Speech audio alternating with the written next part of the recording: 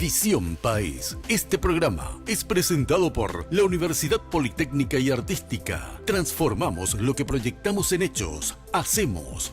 Con el auspicio de la Universidad Nacional de Pilar.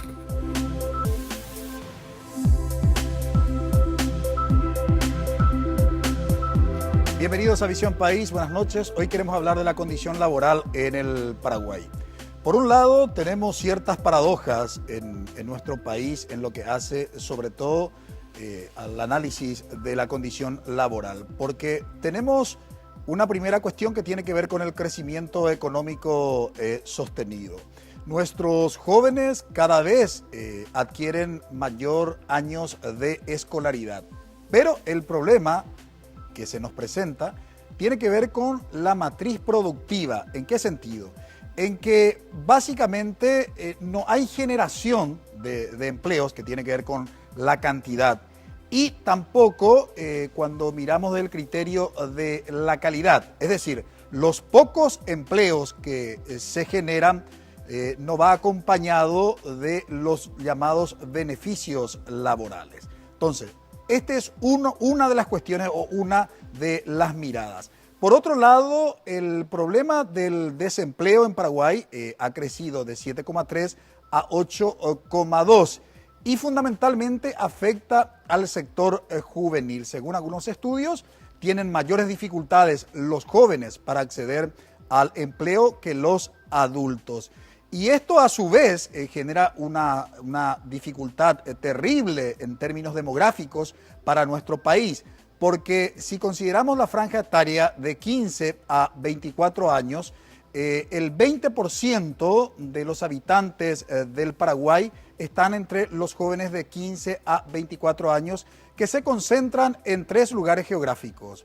En el departamento central, 34%, 14% en el departamento de Alto Paraná y 9% en Asunción. Y después el porcentaje que queda obviamente se distribuye en los otros territorios geográficos. Y le decía, representa esto una dificultad porque los jóvenes se preparan básicamente para el empleo, pero no hay una política pública que garantice que a mayor año de escolaridad básicamente tengan una garantía para el acceso laboral. Además, ahí habría que también considerar sin lugar a dudas de qué manera el sistema educativo prepara a los jóvenes para que puedan incursionar al mercado o en el mercado laboral. En fin, hay demasiadas aristas que analizar en lo que hace al tema laboral en nuestro país.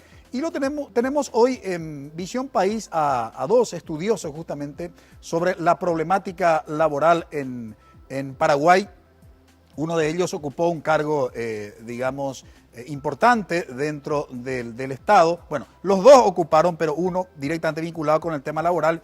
Y por supuesto la invitada también ocupó un cargo importante en términos de asesoramiento en el Ministerio de Hacienda. Ya le presentamos, nos acompañan hoy la doctora Verónica Serafini, economista. Muy buenas noches, doctora Verónica, y gracias por haber aceptado la invitación. Buenas noches. También nos acompaña hoy en Visión País el doctor Raúl Mongelós. Él es abogado laboralista. Muy buenas noches, doctor, y gracias por aceptar la invitación. Buenas noches, gracias a vos por la invitación y un placer compartir un poco con antiguas amigas y amigos que hace bastante tiempo no nos encontramos. Saludamos a nuestros panelistas. Bienvenido, Eduardo. Buenas noches, Francisco, a los compañeros, a los invitados y a la teleaudiencia.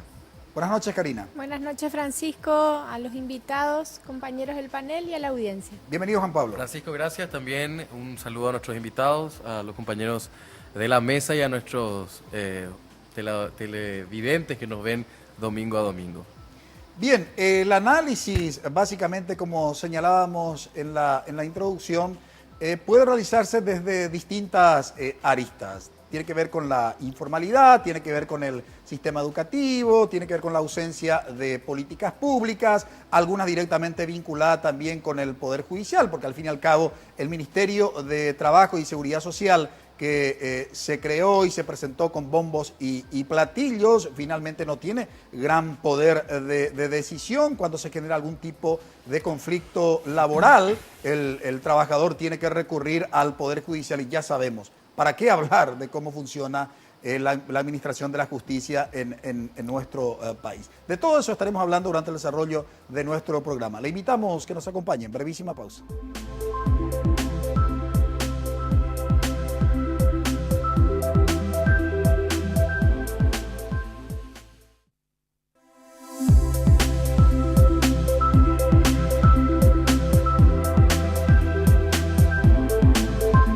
Hablar de la condición laboral en Paraguay es preguntarnos, bueno, ¿y por dónde comenzamos el análisis?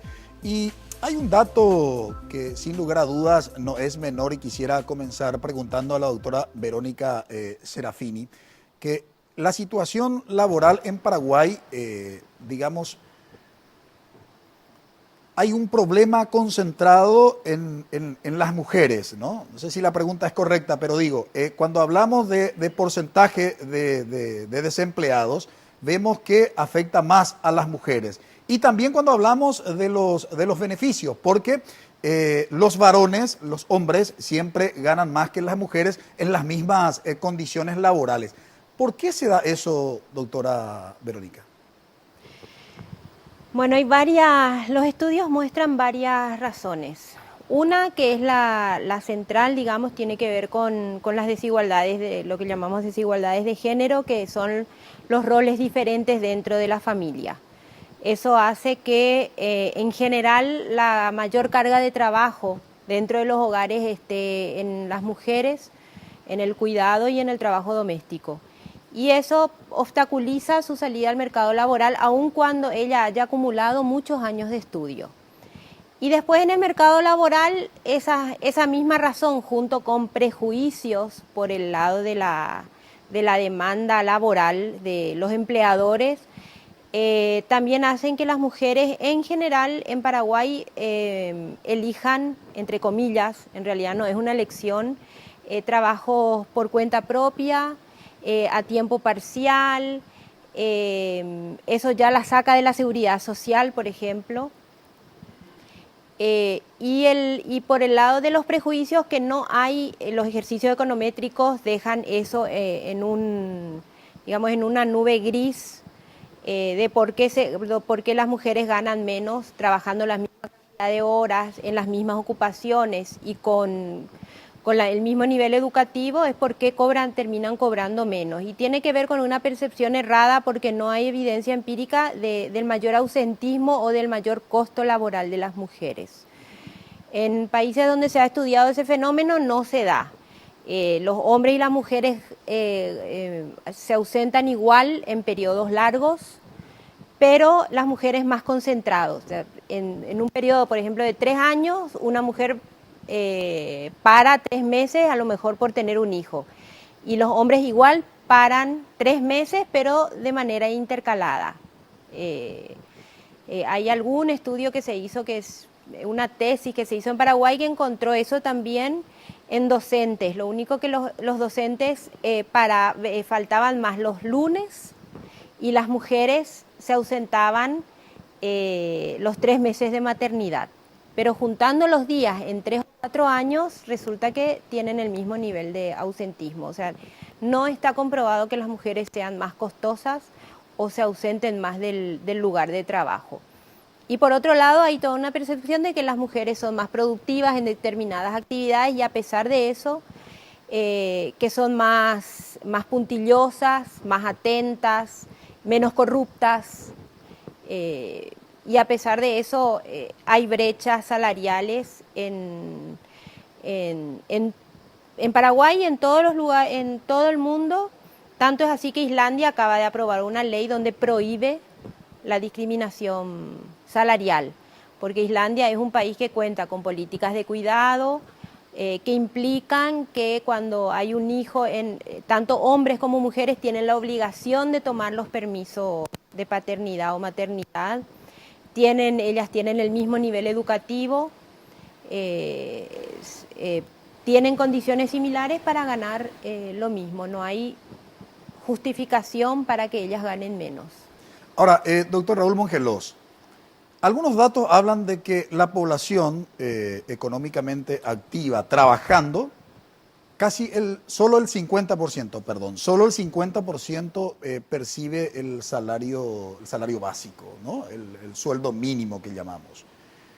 ¿Cómo es posible que se den a conocer esos datos, incluso a veces desde el propio Ministerio de Trabajo? ¿Responsabilidad de quién es que los empleadores, los patrones, tengan que pagar como mínimo el sueldo establecido en la ley como lo básico? Mira, acá hay dos cuestiones así fundamentales. Uno es el tema cultural. Es decir, este es un país en donde por sus tantos años de dictadura, de sistema autoritario, inclusive después de la dictadura aún persisten muchos vicios de autoritarismo, hace de que en la mayoría de los casos, hay excepciones, y a lo mejor va a molestar lo que voy a decir, pero el empleador no se siente empleador, se siente patrón. Es un elemento muy importante a tener en cuenta. Y segundo, que no tienen ellos la presión del poder coercitivo que tiene que tener el Estado. Cuando nosotros ejercíamos el viceministerio del Trabajo, en época del presidente Lugo, tuvimos como misión fundamental el de fortalecer la institucionalidad, que era fundamentalmente la de crear un Ministerio del Trabajo. Era uno de los pocos países del mundo que no tenía un Ministerio del Trabajo. Hicimos todo un trabajo con la Organización Internacional del Trabajo, creamos el proyecto de ley, lo presentamos y fue aprobado ya en el gobierno posterior, pero digamos que todo el proceso de formación, de creación, lo hicimos nosotros. Cuando eso entendíamos de que el ministerio, una vez que sea Ministerio del Trabajo, iba a poder tener esa fuerza coercitiva. Es decir, es como el tema de los impuestos. Si vos no te vas a verificar, si vos no insistís, si vos no multás, va a seguir la irregularidad. Ese es un elemento muy importante, el tema cultural y el tema de presión del Estado. Y después están factores económicos muy importantes, ¿verdad? Nosotros tenemos acá en el Paraguay el problema de que nuestro sistema de capacitación profesional, acuérdate que hay dos que hacen el mismo trabajo. Una de las objeciones que tiene la Organización Internacional del Trabajo por su organismo, que es la Sinterfor, que es el tema de la capacitación, es que nos preguntan a nosotros por qué tienen dos organismos que se dedican a un mismo objetivo. Esa es la primera crítica. Y la explicación era una cuestión de hecho que había criterios políticos que tenían que mantener dos tipos de clientelas. Es decir, cuando hay dos organismos hay más empleados, más lugares que tienen que ocupar algunos referentes políticos. El segundo elemento que nos decían era de que todo este sistema de capacitación está caduco. ¿Por qué? Porque no va vinculado al sistema de producción. No hay una encuesta, no hay un estudio científico que determine cuál es la necesidad que tiene el sector privado y eso vincularla a la capacitación a fin de que una vez capacitado ese joven o ese ciudadano pueda ingresar casi directamente al empleo. Sí, esos son elementos importantes y la realidad, y te tengo que decir y tengo que compartir con la teleaudiencia, es de que este Ministerio del Trabajo no funcionó sencillamente porque la persona que esté en la titularidad de un ministerio tiene que tener no solamente la capacidad, sino el coraje de llevar adelante las políticas de empleo y el control coercitivo que tiene que tener el Estado en contra de los infractores del Código Laboral. Y este ministerio no lo hizo. Es más, ayudó para que la informalidad crezca y también entorpeció todo el proceso de sindicalización que muchos trabajadores estaban esperando como un sistema de protección. Ahora, ¿la ley le atribuye, doctor, al Ministerio de Trabajo, digamos, a cumplir esa función coercitiva? Por supuesto. Nosotros tuvimos la experiencia, vos tenés dos instrumentos en el Ministerio del Trabajo para poder hacer cumplir. Uno es la multa. Pero la ley misma, el Código Procesal Laboral, establece de que el Ministerio del Trabajo, una vez que lo multe 2 o 3 en forma consecutiva, puede ordenar la clausura de esa institución. Nosotros cuando estábamos en el Viceministerio del Trabajo, hacíamos operativo por sector. Le llamábamos operativo trabajo decente en la construcción, operativo trabajo decente en la salud. Y en la construcción vimos mucha informalidad, no solamente con respecto al incumplimiento de la legislación laboral referente a salario mínimo, sino al tema de seguridad. Hay un estudio que establece que casi el 1.5% del Producto Interno Bruto se destina a accidentes de trabajo, porque no ponen las medidas de seguridad. Entonces hemos clausurado, en un solo día, hemos clausurado aproximadamente 5 empresas a nivel de Asunción y el departamento central. Y esas empresas en 48 horas formalizaron toda su situación y empezaron a funcionar porque necesitaban funcionar o si no perdían dinero. Y este Ministerio del Trabajo, que lo creamos con mucho entusiasmo y con muchos anhelos, realmente defraudó al sector trabajador. Bueno, nos plantea de manera muy interesante y nos pone en perspectiva la problemática, por un lado, del desempleo, ¿no? Mirando y focalizando nuestra mirada en las mujeres, y por el otro lado, todo lo que hace al sistema de capacitación laboral. Yo incluso agregaría, porque había hecho un estudio para el Congreso Nacional donde demostré que no solamente el SNPP y SINAFOCAL se encarga, sino se encarga también el Ministerio de Salud Pública y Bienestar Social, el Ministerio de Educación y Ciencia y hasta el Ministerio de Agricultura y Ganadería y el Ministerio de Obras Públicas y Comunicaciones. Me dijeron que por ahí había también algo del Ministerio de Industria y Comercio, ¿verdad? O sea, a ver, una disparidad de criterios donde a lo mejor urge hablar alguna vez de la necesidad de una ley de educación técnico-profesional y ocupación laboral, digamos, ¿verdad? Bueno, eso es un tema que de alguna vez tenemos que tratar, pero parece que no hay, digamos, no hay voluntad en solucionar este problema de fondo, Eduardo. Bueno, es un tema sumamente grave para el país, me parece, el tema laboral. Actualmente los jóvenes tienen muy poca oferta, ¿verdad? Hay muy poca demanda laboral de jóvenes. Evidentemente la falta de experiencia es lo que más a ellos le viene en contra, ¿verdad? Pero muchos de ellos están capacitados, ¿verdad? Con la cantidad de universidades que existe hoy, ¿verdad? Existe mucha gente capacitada y con título en mano que no tiene dónde ir a parar, ¿verdad? Esa es una realidad. Y las mujeres, ni qué decir, también tienen esa desventaja sobre los hombres, que hay un preconcepto real del empresariado que la mujer, bueno, es de todo punto de vista más problemática, en el sentido de justamente lo que está diciendo la doctora, o sea, tienen embarazos, o sea, eso es algo que está, un preconcepto que está dentro del empresariado en general, ¿verdad? Que evidentemente hay que sacarlo con los datos que dijo la doctora, evidentemente hay cosas que se pueden perfectamente cambiar, ¿verdad? Es cuestión de dar esos datos a publicidad, especialmente a través de un Ministerio del Trabajo. Pero a pesar de todo eso, yo creo que también el Ministerio del Trabajo tiene una labor, aparte de ser coercitivo, ¿verdad? Con los que están actualmente en la formalidad, tiene una labor muy grande que es trabajar con la informalidad. La informalidad laboral en el Paraguay es tremendamente grande. O sea, lo vemos en todas las esquinas con los semáforos, lo vemos en los mercados, ¿verdad? Estamos hablando de una informalidad extremadamente grande, que esa informalidad trae sus consecuencias. En esa informalidad están niños trabajando, ¿verdad? Hay mujeres embarazadas trabajando. O sea, ahí realmente estamos hablando de algo bastante grave, que realmente las políticas, al menos este último gobierno pasado, nos estuvieron apuntando a la formalidad de ese tipo de gente. Entonces, está muy bien perseguir a las empresas que cumplan las leyes, pero yo creo que también hay que trabajar la formalidad, ¿verdad?, del trabajo, principalmente. Ahora, ¿cómo solucionar esta, digamos, falta de voluntad política en atender esta problemática, Karina?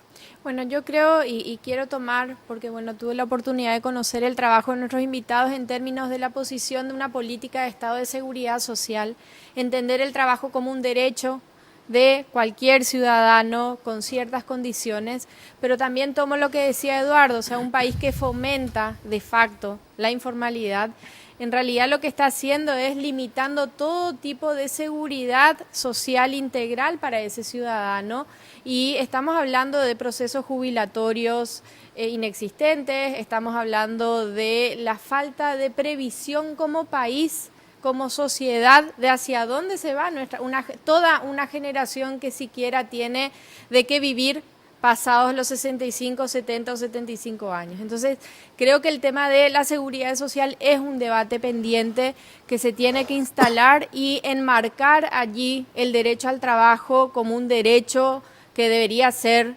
garantizado como parte del desarrollo integral de las personas.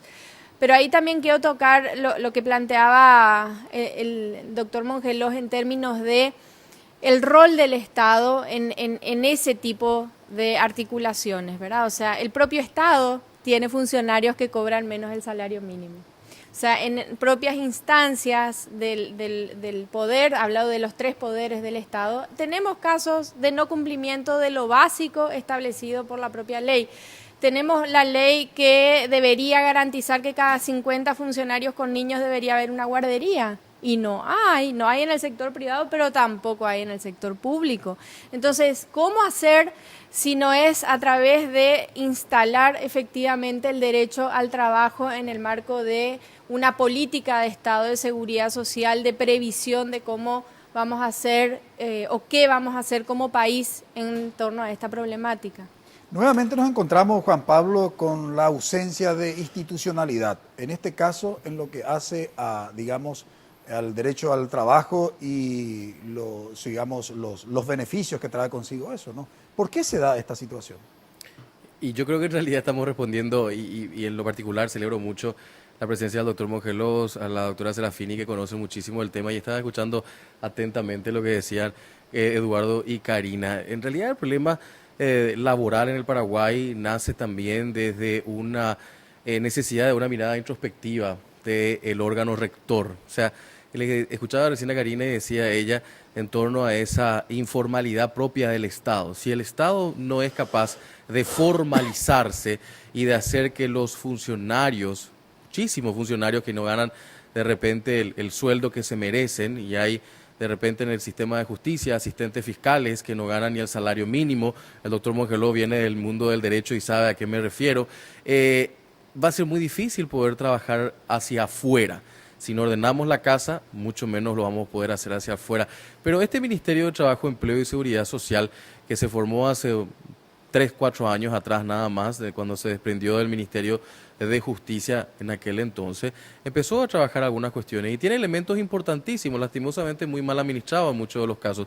Tiene un observatorio laboral que lastimosamente, con suerte, saca un informe interesante en el año. Tiene un departamento de fiscalización que lastimosamente no ha hecho el trabajo que debía hacer. Tuvo un programa financiado por organismos internacionales, y en eso no pueden decir que no tuvieron dinero, de un capítulo de diálogo social o mesas de diálogo social, que en muchos de los casos no sirvieron para nada. Tienen un departamento de niñez y adolescencia donde deben trabajar justamente, y tuvieron cooperación internacional, muchísima cooperación internacional para combatir el tema del trabajo infantil. Tienen un capítulo en relación al tema de la mujer, que conozco más que nada porque vi en una publicación en algún momento un premio que le habían otorgado en algún momento a las mujeres sobresalientes, pero después absolutamente nada en torno a ese combate, a lo que decía la doctora Serafini, de mujeres que están pagadas, si vale el término. Entonces, hay un abanico de cosas interesantes que ojalá que ahora que toma la rienda de repente una nueva persona, como es el caso de la doctora Bacigalupo, pueda dinamizar hacia afuera este ministerio importante. Bien, 2 cositas antes de ir a la pausa. La primera cuestión, más que preconcepto, yo diría el prejuicio hacia la condición de mujer como trabajadora, que instaló la doctora Verónica Serafini. Quiero volver sobre eso a la vuelta de la pausa. Y por otro lado, lo que dijo el doctor Mongelos también, que cuando el Estado actúa hay respuesta por parte de los empleadores. Y otra cuestión cultural, ¿cuál es la diferencia entre patrón y empleador? Porque eso tiene una cuestión cultural también, que es importante, me parece a mí, hacer algunas limitaciones en términos de significado. Bueno, ¿cuál es la solución realmente para toda esta problemática del escenario laboral en Paraguay? Y hay alguna esperanza porque en su asunción de la toma al mando, el presidente Mario Abdo Benítez citó de manera puntual el tema de la cultura del trabajo y disminuir el desempleo. ¿Cómo lo va a hacer eso? ¿Cuál va a ser su política pública? ¿Ya existe política? ¿Por dónde debe ir esa política? De todo eso hablaremos a la vuelta de la pausa.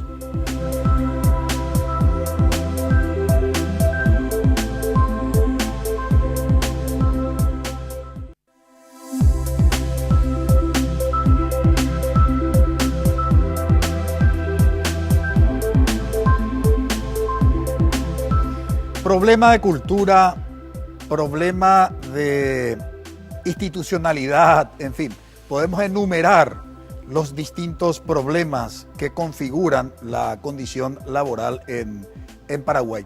Había hecho un estudio muy interesante, doctora Verónica Serafini, justamente en relación con la condición laboral de las mujeres. Aparte de lo que había señalado, ¿qué se podría destacar de ese estudio en términos de desafío para el Estado y desafío en términos de la necesidad de formularse una política pública para este nuevo gobierno que asume? Bueno, ahí en el tema de mujeres y los vínculos, primero hay que enmarcar el problema del trabajo femenino en el problema global que tiene el país. O sea, no vamos a solucionar el problema, las desigualdades de género, sino solucionamos el problema del trabajo en general. Y cuando hablamos de trabajo, hablamos no solo de trabajo urbano, sino de trabajo rural. Porque hay un problema, mucho de lo que vemos en el sector urbano está derivado de la crisis de la ruralidad en Paraguay, de que no atendemos tampoco la calidad del trabajo rural. Y en ese caso, si vamos a un caso extremo, por ejemplo, dos temas o tres grupos extremos en el sector rural son el de las mujeres. La mitad de las mujeres que trabajan en el sector agropecuario no tienen ingresos, porque la forma de administrar los recursos en la finca es bajo el modelo patriarcal del hombre, es el que recibe la remuneración al vender los productos. Entonces ahí están los jóvenes y las mujeres. En el caso de los jóvenes hay un tratamiento distinto a las mujeres hijas y a los hombres, a los varones, a los hijos varones, en términos de permiso, de para qué quieren dinero, para qué quieren comprar. Y ahí hay una hipótesis muy fuerte que está generando una expulsión de jóvenes, además del conflicto por la tierra, por supuesto, del campo a la ciudad, y es lo que estamos viendo como limpiavidrios. Si uno va y hace entrevistas a esos sectores, son jóvenes que llegaron de adolescentes, solos, viven en el área metropolitana, dejaron de estudiar y están buscando trabajo. Y eso se convierte en un problema urbano.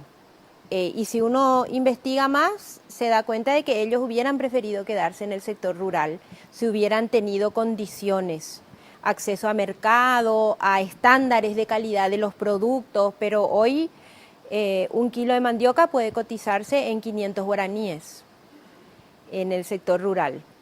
Y en general los campesinos son tomadores de precios, hay un fuerte componente oligopsonio, no hay seguro agroclimático, tampoco hay seguro por desempleo.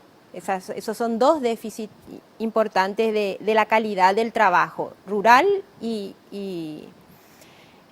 las mujeres, como decía, tienen la mitad, no tiene una remuneración propia, y las mujeres jóvenes terminan haciendo empleo rural no agropecuario, trabajadoras domésticas sin calificación, son las que ganan la mitad del sueldo mínimo en las pequeñas ciudades alrededor de los núcleos rurales. Entonces, y hay mucho trabajo infantil. Si nosotros queremos solucionar parte del empleo rural y darle calidad al empleo urbano, no podemos dejar de mirar el problema del trabajo campesino y de las ineficiencias que hay en el trabajo campesino y de la falta de calidad de la política agropecuaria, que en el mismo caso de la política de empleo no se cierran los círculos. La política agropecuaria no tiene la capacitación, más el seguro agroclimático, más el crédito a tiempo, más el acceso a mercados. En el sector urbano pasa lo mismo. Puede haber capacitación, y aunque esa capacitación funcione bien en las instituciones, si no hay microcréditos para quienes quieran emprender, y además no hay mercados de calidad, no hay condiciones para el etiquetado, para conocer cómo envasar, dónde vender productos de calidad, cómo exportar producción alternativa. Países como Chile, México, tienen un mercado enorme de producción no tradicional, basada en pequeñas y medianas empresas. Tenemos que cerrar esos círculos, porque si no siempre vamos a estar con niveles muy bajos de ingresos, sin acceso a seguridad social, que es insostenible el sistema de seguridad social que está envejeciendo y no están entrando jóvenes. Es insostenible la ley de pensión alimentaria para adultos mayores. Los sistemas no contributivos tienen que ser una pequeña porción de la población. La gran porción tiene que estar en el sistema contributivo, aportando y cobrando por lo menos un salario mínimo en la vejez, no el 25% de un salario mínimo. Entonces, necesitamos cerrar los círculos, y ahí en el tema de fiscalización no es solamente el Ministerio del Trabajo, es también el Instituto de Previsión Social. Hay que coordinar los sistemas de información, el Ministerio mismo de Hacienda. Ahí las empresas tienen que ir a informar, proveen información, y esa información se tiene que cruzar. Alguna vez dije esto y varias autoridades se enojaron conmigo. Los sistemas de información en este momento sirven para excluir a la gente. ¿Por qué? Y justo estábamos hablando antes de...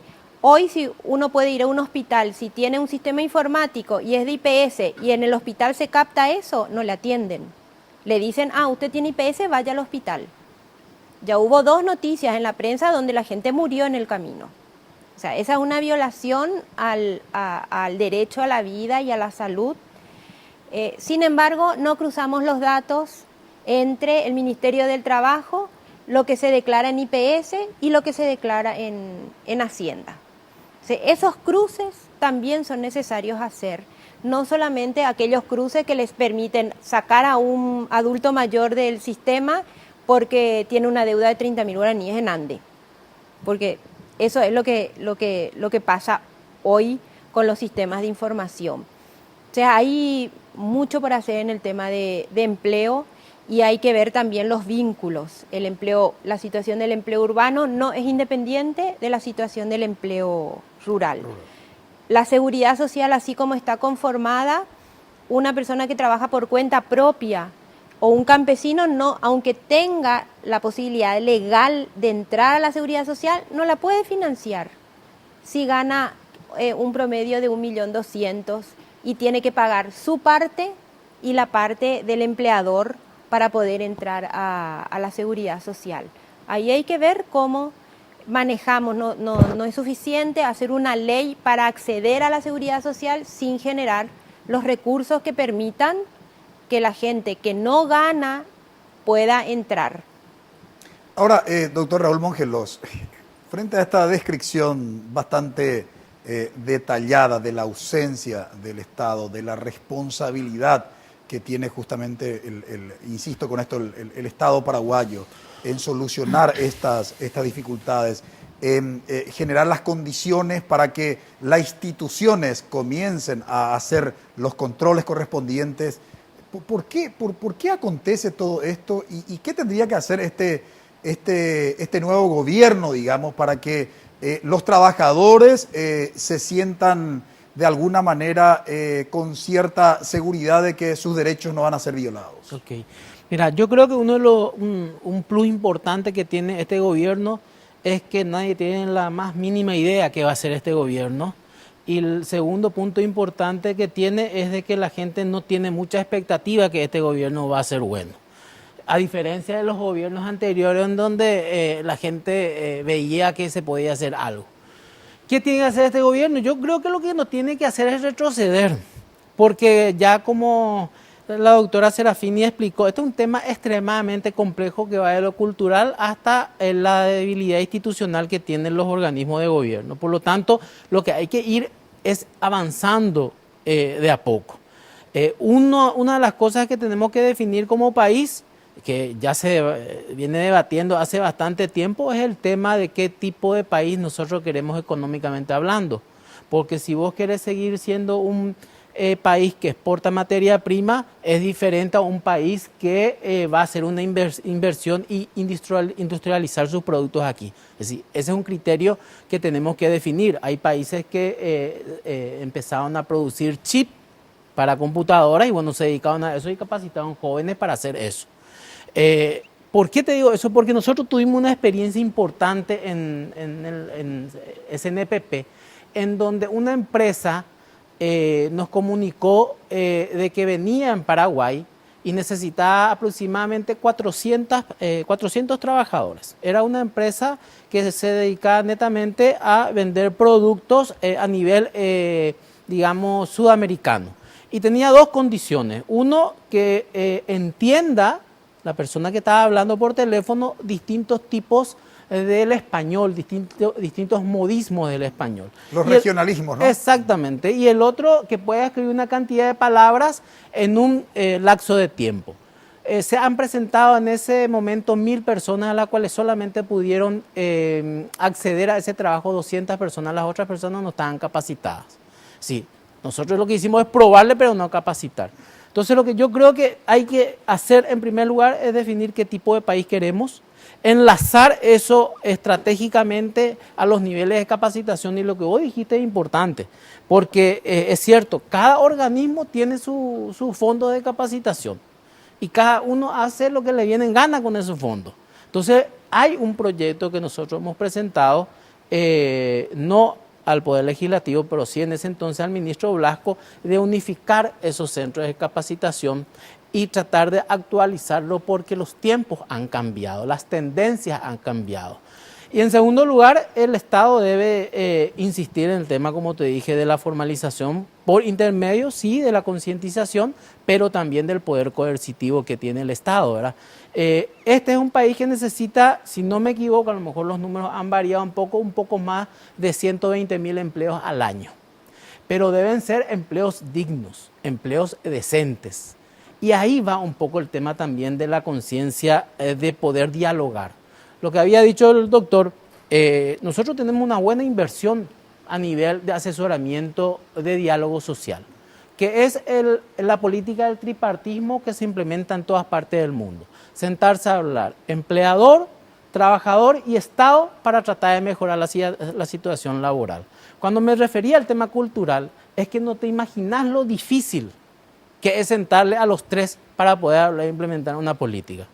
Hace poco unos clientes implementaron una oferta al sector empleador, específicamente del sector prensa, que compete a ustedes, para tratar de sentarnos a hablar para que los medios de comunicación tengan que poner facilidades a los trabajadores de prensa para el día de las elecciones. Cuestiones básicas, credencial, lugares decentes para poder hacer sus coberturas.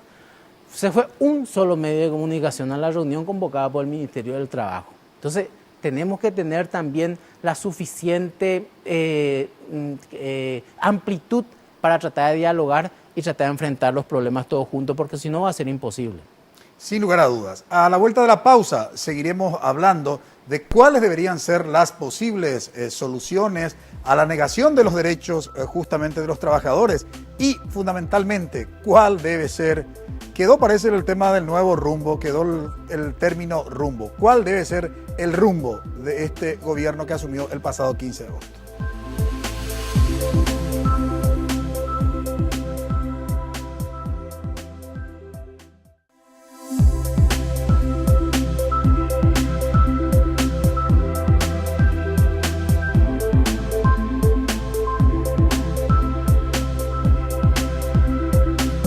Podemos solucionar la situación de pobreza, la desigualdad, pensar en el desarrollo económico y el desarrollo humano de los habitantes de este país si sigue, digamos, esta tendencia de lo que describían de manera magistral nuestros invitados hoy, Eduardo, con toda esta cuestión de la, digamos, informalidad, la cuestión del déficit en capacitación y sumado a otras cuestiones culturales que ellos estuvieron citando.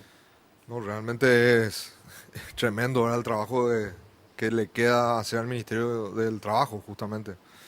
Pero para agregar algo más a la complicada ecuación del trabajo, quiero agregar nomás que se vienen tiempos en los cuales el trabajo, como nosotros concebimos, así el trabajo formal, ¿verdad? Ese empleado, esa relación empleado-empleador, el trabajo rural y todos los trabajos que nosotros conocemos normalmente, van a surgir cambios extremadamente grandes que ya están empezando a surgir, que vienen de la mano de la tecnología. Y eso es un punto que el Estado, evidentemente, va a ser muy lento para responder a ese tipo de demandas, ¿verdad? Hoy el empleo en sí está cambiando, pero inmensamente en los países avanzados y en los países que son tecnológicamente desarrollados. Uno de esos ejemplos es el tema de Uber, por ejemplo. Uber es un caso complicado para la región. Hoy tenemos cuentapropistas, que son los taxistas, ¿verdad? Que hoy ven amenazado su trabajo formal, o sea, formal entre comillas, ¿verdad? Para no todos, por una aplicación tecnológica. Y así existen miles de ejemplos en los cuales nosotros vamos a ver amenazado el empleo normal y esa relación laboral entre el empleador y el empleado, porque ya no va a haber esa relación así formal, o sea, van a ser por trabajo específico o van a ser bajo ciertas condiciones que cambian y constantemente. Entonces, como un Estado como el nuestro, que es una especie de dinosaurio, ¿verdad? Va a responder a estas nuevas tendencias del futuro de la tecnología? Es una pregunta muy importante. Ahora, interesante lo que plantea Eduardo, Karina, porque ahí también del otro lado la actitud crítica a digamos, a este debate que se instala en nombre del emprendedurismo y en contra, digamos, del modelo tradicional de trabajo. ¿Hasta qué punto el Estado estará asumiendo su responsabilidad, ¿no? Finalmente, porque si me hablan mucho de emprendedurismo y el Estado no genera las condiciones, como decía la autora Verónica Serafini, ¿verdad? Obviamente, ¿qué puedo emprender, ¿no? El caso, bueno, él citó puntualmente el caso de Uber, bueno, la crítica por el lado de los taxistas que no solamente se oponen a la cuestión tecnológica, sino, bueno, ¿por qué se le exige a un sector pagar los impuestos, entrar en un régimen, digamos, y a otro no? O sea, me parece que el problema a veces es más complejo, pero interesante poner en perspectiva lo que mencionó Eduardo. ¿Cómo ves esa situación, digamos, en Paraguay?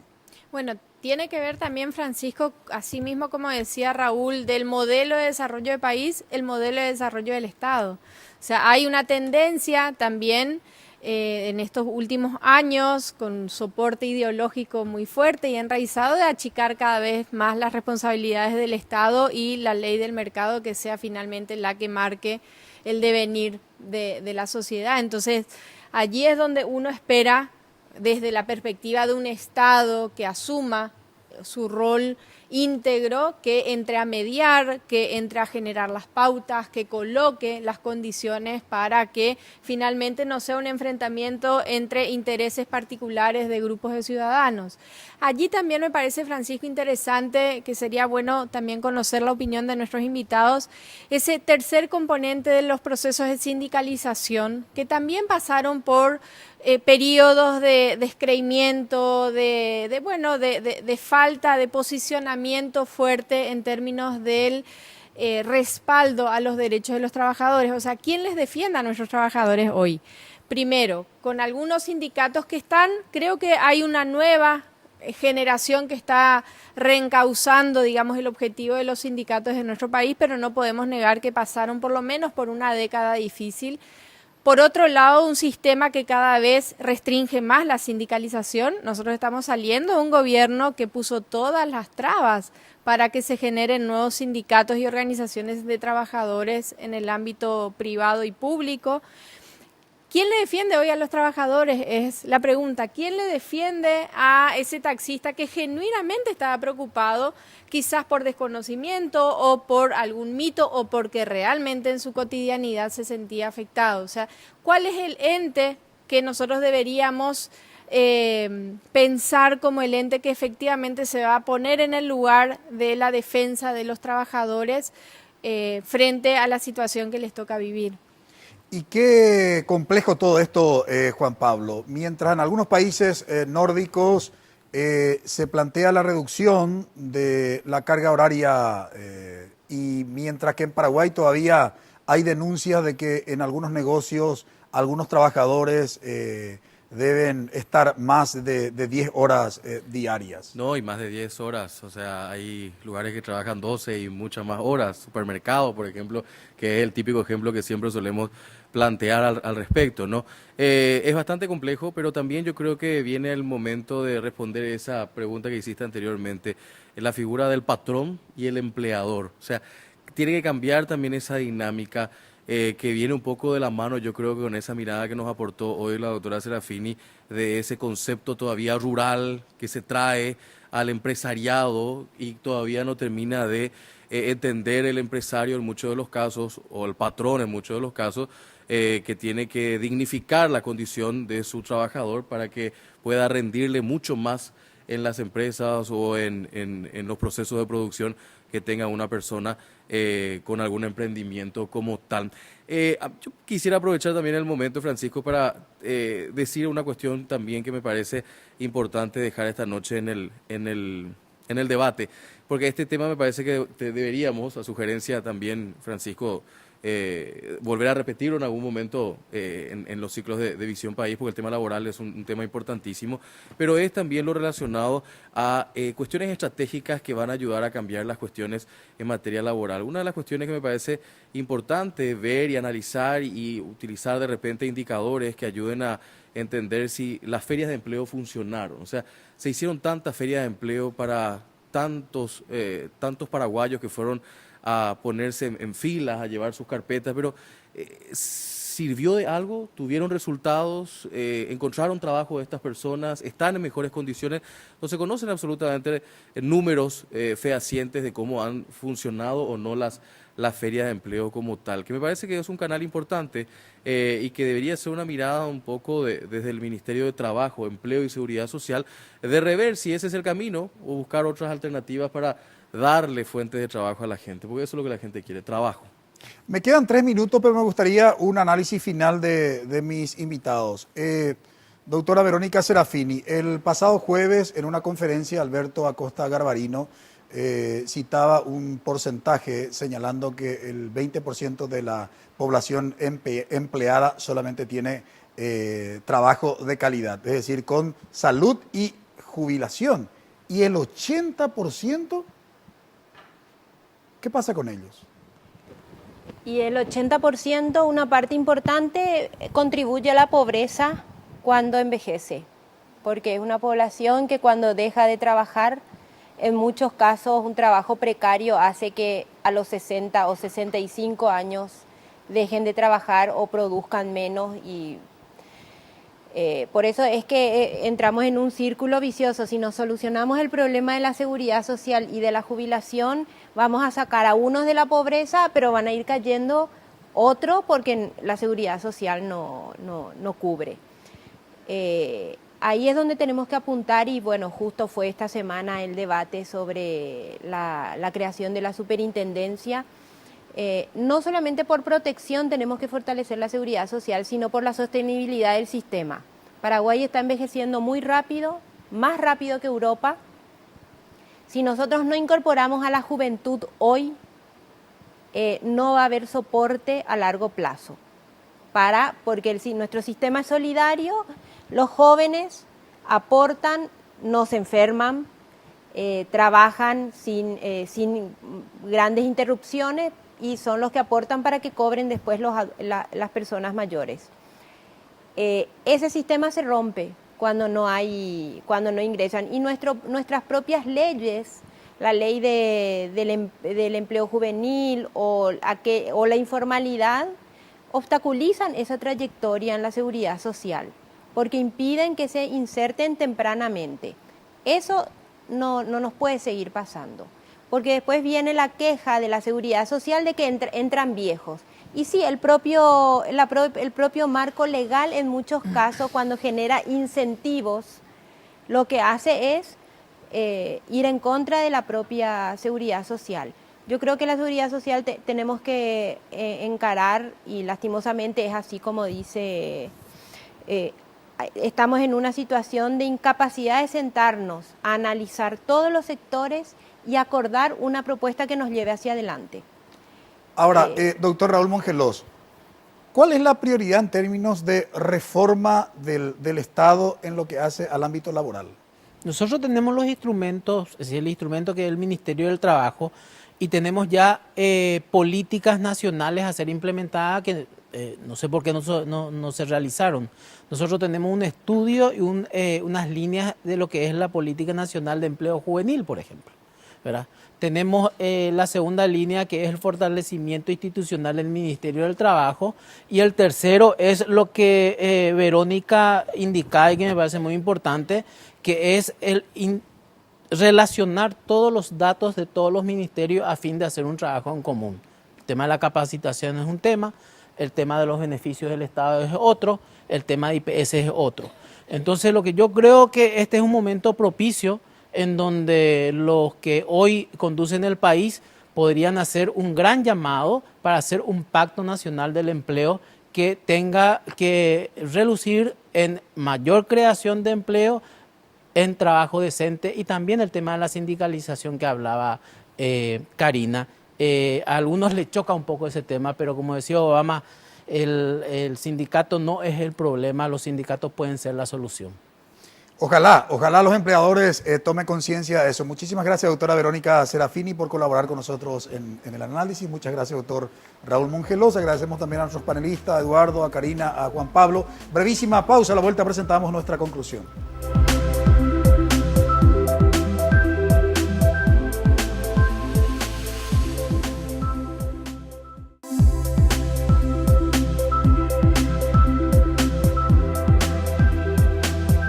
La condición laboral en Paraguay es un tema y que se convierte en un desafío para el nuevo gobierno. Nos acompañaron en el análisis la doctora Verónica Serafini, economista, y el doctor Raúl Mongelos, abogado laboralista.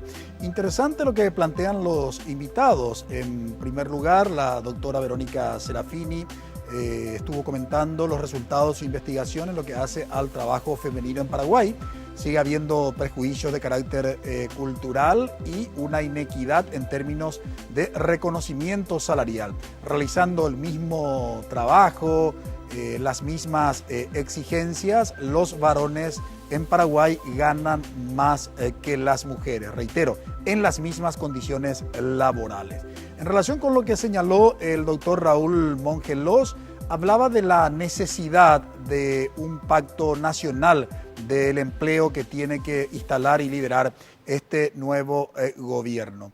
Hay mecanismos, tanto en la ley que crea el Ministerio de Trabajo y Seguridad Social, como otras herramientas de carácter legal y experiencias concretas, nos decía el doctor Raúl Mongelos, en lo que hace justamente a la generación tripartita del empleador, el empleado y evidentemente también otros sectores, como es el caso del Estado, pero que no se han profundizado ese tipo de experiencias. Se tiene que retomar y, en definitiva, lo que ambos invitados coincidían.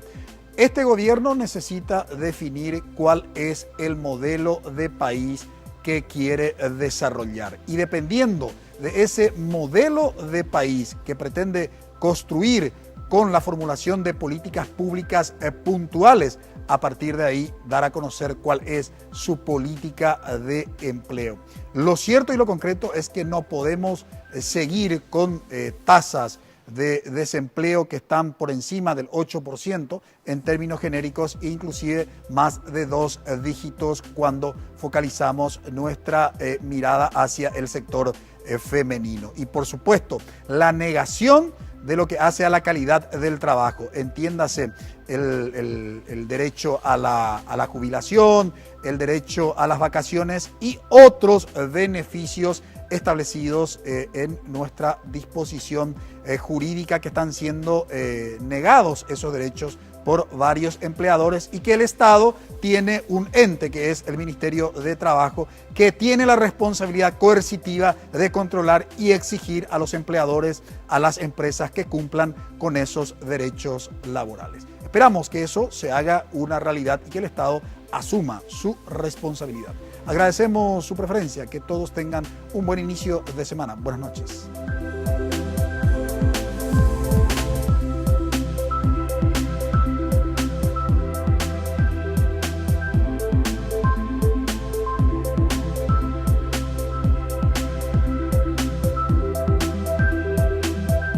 Visión País. Este programa fue presentado por la Universidad Politécnica y Artística. Transformamos lo que proyectamos en hechos. Hacemos. Con el auspicio de la Universidad Nacional de Pilar.